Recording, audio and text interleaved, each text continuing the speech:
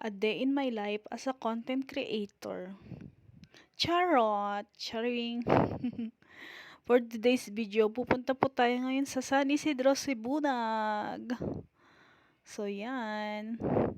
Welcome po kayo sa aking vlog. For today's video, panoorin po natin kung paano sila mag-sizing ng mga bangus. Hindi po kasi tayo nakasama sa Lawood, sa may Piscage mismo kay natatakot po ako kay hindi po ako marunong lumangoy eh. So, for today's video, dito lang po tayo sa Pantalan. Yan po yung mga na-harvest nilang bangus, nilalagay po nila sa may ano.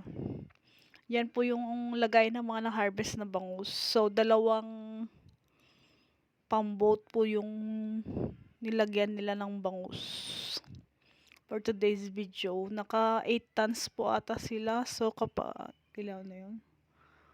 Mga 1, 2, 3, 9,000 kilos. 9,000 kilos po yung na-harvest nila that time. So, yung ginagawa po nila dito is nagsa-sizes po sila ng mga bangus. By size po kasi yan. So, iba-iba po yung presyo. So, yan. Ang laki. Yung isang bangus na po yan is super laki yan. Ano po, 2 kilo ang isa. May 3 kilo. Yung may 3 kilo ang isang piraso lang pong bangus. So, for today's video, yan po, nagsasize na po sila. Tagalagay lang po ako ng mga size. So, anong ambag mo? Charot. Ang ambag ko lang po is tagalagay lang ng mga sizes. Tagalagay lang mga sizes. Video lang. Tinatawanan nila ako kasi sinasabi nila vlogger yan.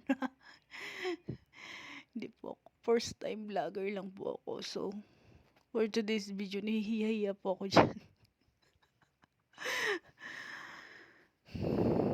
So, support nyo naman ako guys. Supportahan nyo po ako.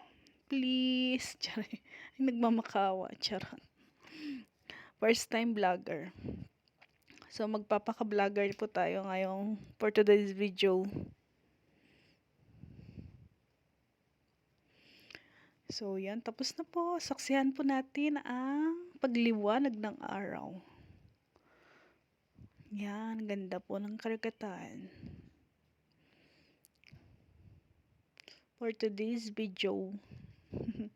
Pasikat na po ang araw. The time. So, magsusugba po muna tayo ng bangus. Bangus. Fresh from the sea. Thank you, Lord, sa harvest na bangus. Yan, fresh na bangus. Sobrang lamig that time. Ang sarap ng simoy ng hangin. Ho ho ho. For today's video, yan lamang po. Salamat po sa panonood, guys. Support niyo po ako, guys, please. Charot. Thank you, Lord, for today's video. Thank you for watching. Yan lamang po.